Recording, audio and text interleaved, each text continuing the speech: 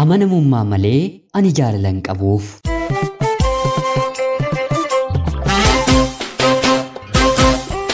Ani maqaan koo Bashaatuu Keen jedhama. Kanan dhaladhee guddadhe Salaalee Muka Xurrii bakka jedhamtu keessatti. Barnoota koos kutaa 1-8tti maatii koo biratti erga seeraan hin hordofee booda obboleettiin kiyya hangafaa waggaa 2 na dursitee biyya hambaa waan deemteef anaanis turtii kana booddee ofitti na fudhatte. Rabbis na gargaaree piroosii hundumaa xumuradheen gara Kuweetitti imala koo nagaan raawwadhe. Akka carraa ta'es maatiin gaarii na mudatanii haala gaariin hojii koo hojjedhee obboleettii koo waliin maatii keenyaaf obbolootan keenya gargaaruutti fufne. Yeroon kutaa 7ffaa barachaa ture kaadhimaa wal jaallannee anaaf inni qofaatti waadaa waliif gallee nan qaban ture. Gaaffii jaalalaa kan inni naaf dhiyeesse yeroon kutaa 6ffaa firii qormaata seemisteera 1ffaa dhaga'een gara mana maatii kootti galaa jiru ture. Booddees qe'ee keenyaa waan hin dhibneef anis jaalladheen akkuma shamarran kamiyyuu gaaffii isaa toli jedheen anis qalbii koo keessatti innis qalbii isaa keessatti yaada jaalalaan wal booji'uu eegalle. Nan yaadadhaatii guyyaan ani gaaffii jaalalaa isaa fudhadhe mana amantaa jala teenyee sa'aatii dheeraadhaaf waliin haasofnee bakkuma sanattis ture kan nuti waadaa walii galle. Yeroo sanarraatiin ala deebinee qaamaanis yeroon itti wal argineen turre. Haa ta'utii garuu yeroon biyya hambaa deemuutiif kana bilbileefiin akkan biyya hambaa deemuun itti hime. Innis nagaatti naan jedhee bilbilaan na gaggeessee ergan biyya hambaa deemee boodas baatii 6 booddee bilbila bitadheen dhaamsa nageenya jaalalaa kootti dhaammadhus haa ta'utii garuu yaadoliin jaalalaa dura sammuu koo keessatti deddeebi'aa turanii ergan ji'a 6dhaaf sagalee fi bifaan isa dhabee jaalalli homaa tokkoyyuu anatti fakkaachuu dide. Karaa toora sooshaal miidiyaa garaagaraa hanga har'aatti waliin haasofna. Sin jaalladha yeroo inni naan jedhu anaafis jechuma waan ta'eef sin jaalladha jedheen deebisaafi. Waa'ee gara fuuldura keenyaa maal akka goonu maaliin akka jiraannu natti kaasus tole jedheen yaada inni natti dubbate fudhachuurraan ala akka abbummaatti fudhadheen yaada sittiin kennu. Innis wanta ani jedhetti hin galti jedhee waan yaaduuf yeroo tokko yaada mataasaa mataa masaatiin murteessa. Haa ta'utii garuu ani guutummaa guutuutti yaada isaa fudhadheen otoo hin taane gara fuulduraatti fedhii isa waliin jiraachuu hin qabu. Keessa kootti isa waliin jiraachuun barbaadu jedheen garuu miira jaalalaa kan ta'een dhiira kamiyyuu hanga yoonaatti haasofsiisee hin beeku. Hiriyoonni koo ammumaan kan nuuf fide booddee akkam taatee waliin jiraachuufidha yookiin jaalala horadhuufi yookiin immoo dhiisii innis carraa jireenya isaa barbaaddatu anaan jedhu. Ani immoo waadaan jalqaba galee fi maqaa waaqayyoodhaan sirraa addan bahu jedhee waan hin kakadheef hanga yoonaatti natti dhagahama. Balleessaa waan tokkollee hanga yoonaatti narratti raawwatee hin beeku.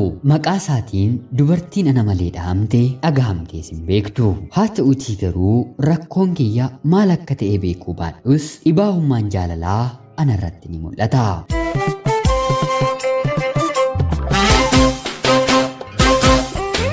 Yeroon biyya ture sanatti mana barumsaatti yookiin immoo naannoo mana jireenyaa keenyatti sagalee yookiin immoo bifaanillee nan arga yookiin nan dhagaha malee gonkumaa ayyaana gaariillee argadhu.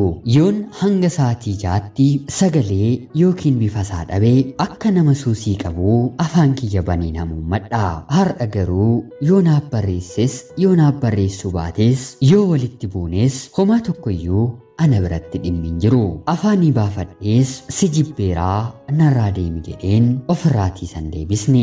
Baatii 6 guutuu sagalee isaallee utuu hin argiin turuun koo kunoo har'a waggaa 4 miira jaalalaa na keessaa dhabamsiisee bishooftuu na taasiseera. Jaalalli kennaa waaqayyoo ajaa'ibaa akka ta'e nan beeka. Haa ta'utii garuu har'a gahee na harkatti miira kanaan na waliin jiraachuunsaa hedduu na ajaa'ibsiisee furmaanni koollee maal akka ta'e na wallaashiseera. Jaalallee koo kan ta'e kana jaallachuuf waan waan ta'aniin goone hin jiru. Maqaa isaatiin walaloo fuula hedduu barreesseera. Suuraa isaa fuuldura moobaayilii koo godhadheen yeroo hedduu yaaleera. Haa ta'uutii garuu yeroof miira gaarii godhadheefiin xiqqoo tureen garuu jaalala ijoollummaatiin eenyutu milkaa'eeraa hanga inni na waliin jirutti amanamee fi tole jechuun koo qoftiyyuu nagahaa yoo na jibbe immoo karaa gaarii jedheen ofii kiyyaafis daandii gara biraan banadha jechuun yaada koo keessatti murteesseera. Haa ta'uutii garuu ofis mucaa kanas miidhaa akkan jiru naaf gala. Meeriyoonni koo seenaa kiyya dhageessan kun tarii yoon balleesseef ifama naaf godhaatii. Haa ta'uutii garuu ofis nama na jaallatu kanas yoon maal godhe onnee kootiin jaalala dhugaa hiradheen yaanni isaa hidda koo keessa yaa'ee miira qaama koo to'atee akkuma inni egeree keenyaaf yaadu egeree keenyaaf yaadeen fakkaadheen otoo hin taane ta'een akkan jiraadhu amanamummaa qofaan otoo hin taane jaalalallee horadheen akkaataa ittiin jiraachuu hin danda'u yaada keessan naaf qoda. Ana obboleettii keessan Bashaatuu Kuweetirraa ulfaadhaa nagaatti galatoomaa.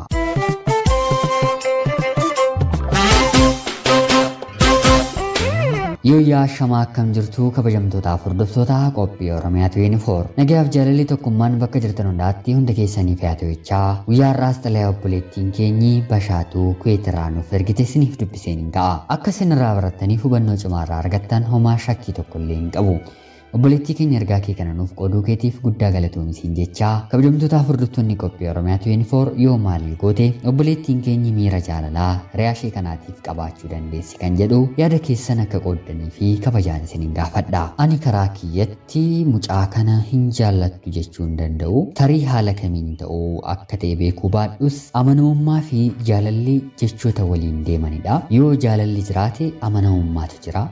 Yoo amanamummaan jiraate immoo jaalalatu jira. Hayyoonni jaalalaa immoo amanamummaaf jaalalli obbolaadhaa jechuun illee ni dubbatu. Mee kan kee immoo tarii kanarraati adda waan ta'eef amanamummaan kee tarii jechaati dubbatteef waaqa sodaatteetidha jennee yoo fudhanne jaalalli ati har'a isaatiif dhabde immoo tarii fageenyarraadhaa kan jedhu ani shakkii mataa koo nan qaba. Atis ji'a jaaf sagalee isaa argan dhabee booda miira kanatu na keessatti dhaga'amee jira. Haa ta'uutii garuu waggaa 3 oliif haga yoonaatti waliin haasofnee jirra walitti hin buune har'as walumaan jirra jetteetta. Akka ati irratti deebitee yaaddu kanan barbaadu tokkoffaa irratti jireenyi lafa kanarraa gabaabduu akka taatee fi wantoota tarii akka hir'inaa irratti sammuun kee yaadu yoo jiraate namni kamiyyuu guutuu akka hin taane akka ati of amansiistudha. Lammaffaa irratti kanan siin jechuu barbaadu tarii erga biyya hambaa deemtee akka seenaa kee irratti nu barreessiteef gara biyyaatti deebitee waan hin beekneef deemiitii wal argaa siin jechuun barbaada. Egaan kabajamtootaaf hordoftoonni qophii Oromiyaa 24 illee yaada keessan barreessuuf hin dagatinaa jecha